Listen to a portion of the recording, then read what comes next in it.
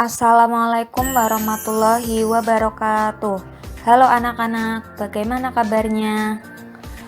Tetap semangat dan rajin belajar ya. Selamat datang kembali di video pembelajaran ilmu pengetahuan sosial. Pada hari ini kita akan belajar mengenai interaksi antar negara-negara di ASEAN. Anak-anak, salah satu interaksi antar negara di kawasan ASEAN yaitu dengan melakukan kerjasama. Kerjasama antar negara ini adalah upaya menjalin hubungan baik dengan satu atau lebih negara. Nah, lalu apa saja sih bentuk-bentuk kerjasamanya? Yang pertama yaitu ada bentuk kerjasama di bidang sosial dan budaya.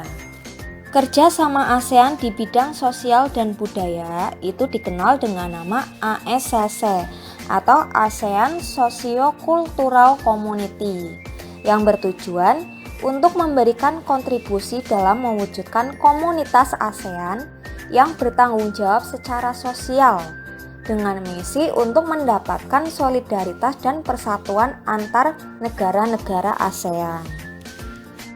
Berikut ini adalah contoh kerjasama dalam bidang sosial budaya, yaitu ada penanganan narkoba dan solusinya, penanganan HIV/AIDS, kegiatan olahraga internasional ya atau SEA Games, kemudian ada penyelenggaraan festival budaya ASEAN, penanggulangan dampak bencana alam dan perlindungan terhadap para difabel.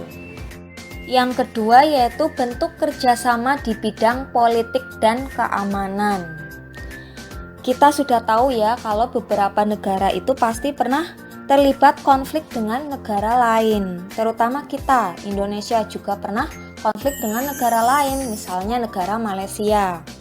Yaitu terkait tentang masalah TKI di Malaysia, masalah pencurian ikan, atau masalah tentang sipadan dan likitan.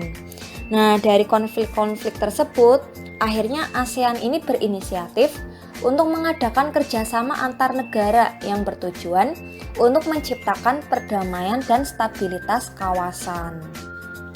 Pada tanggal 27 November, itu ditandatangani suatu deklarasi Kuala Lumpur yang menyatakan bahwa Asia Tenggara sebagai kawasan yang damai, bebas, dan netral yang dikenal dengan nama ZOFAN.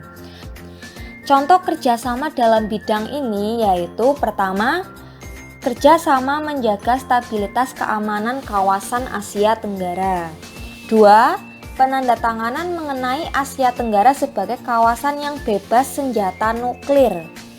3. Perjanjian ekstradisi, yaitu penyerahan pelarian ASEAN yang tertangkap kepada negara asal antar negara di ASEAN.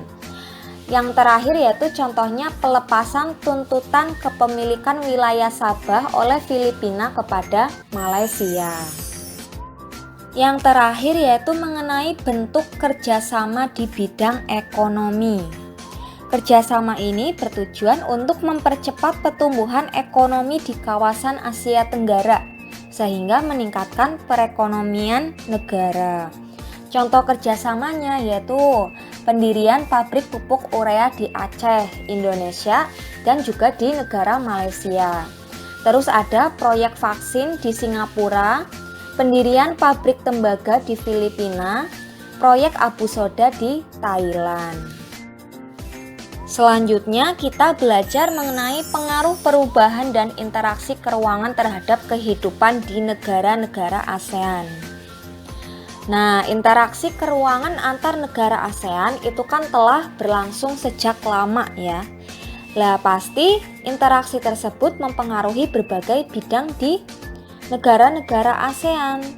Lalu apa aja sih pengaruhnya?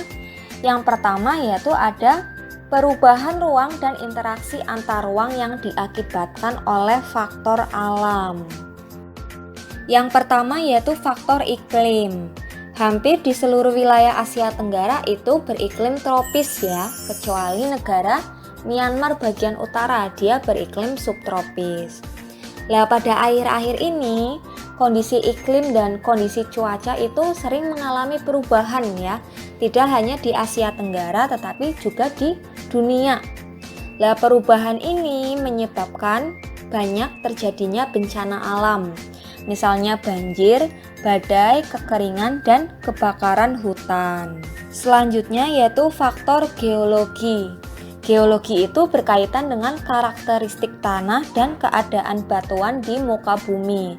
Jadi berkaitan dengan lempeng-lempeng ya. Nah, karena kawasan Asia Tenggara itu dikelilingi oleh beberapa lempeng, yaitu lempeng Indo-Australia dan lempeng Eurasia. Hal ini menyebabkan wilayah-wilayah di kawasan Asia Tenggara itu bermunculan rangkaian gunung api. Selain itu juga menyebabkan terjadinya pergerakan lempeng yang saling bertubrukan, yang akhirnya menimbulkan gempa bumi. Dan apabila pusat gempa itu berada di laut, maka dapat berpotensi terjadinya tsunami. Berikutnya yaitu ada faktor ketersediaan sumber daya alam. Setiap negara itu memiliki potensi sumber daya alam yang berbeda-beda, sehingga ini menyebabkan terjadinya interaksi antar negara karena mereka saling membutuhkan satu sama lain. Selanjutnya yaitu mengenai pengaruh perkembangan ilmu dan teknologi terhadap perubahan ruang.